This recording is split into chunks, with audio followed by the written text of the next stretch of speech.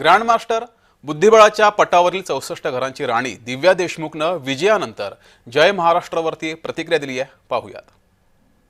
महाराष्ट्रामध्ये जिने नागपूरचा गौरव वाढवला अशी दिव्या देशमुख आहे. ग्रँडमास्टर दिव्या, तुझ्या जय महाराष्ट्राकडून सर्वप्रथम अभिनंदन. आणि काय सांगशील एकंदरीतच वयाच्या 19व्या वर्षी तुम्ही कॅनोरे हम्पीला मात करत एका अर्थाने एक विश्वविजेता जिंकले. काय वाटतं तुझी काय पहिली प्रतिक्रिया?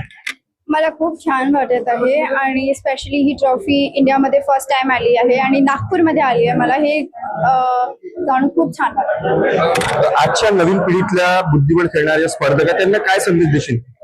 मी त्यांना हे म्हणणार की तुम्हाला चेस आवडतं तर तुम्ही फाईट करत राहा, खेळत राहा आणि तुम्ही फेल झाले तरी don't give up on your self. आणि त्यांच्या पेरेंट्सला हे म्हणणार की अगर तुमचं पोरगी फेल झाली तर त्यांना तुमची तेव्हा गरज असते, खूप जास्त गरज असते, तर तेव्हा त्यांना सपोर्ट करावी. शेवटचा प्रश्न, काय सांगशील आता ज्यावेळेस तू खेळत होती काय क्षण त्यावेळेस खेळताना होता तुला? म्हणजे कॅनोरे हम्पी सारखे एक ग्रँडमास्टर जी राहिलेली आहे तिचे आदर्श घेऊन तू समोर खेळली सगळ्याच्यात, ते चेकमेट करत असताना काय तुझ्या मनात भीती होती, काय सांगशील? भीती तर नव्हती, पण डेफिनेटली जे इमोशन्स, एक महिने जे इमोशन्स मी त्याला ट्राय करत होती कंट्रोल करायला, ते सगळे तेव्हा आले आणि थोडीशी इमोशनल झाली मी आणि मग मी माझ्या आईला शोधत होते.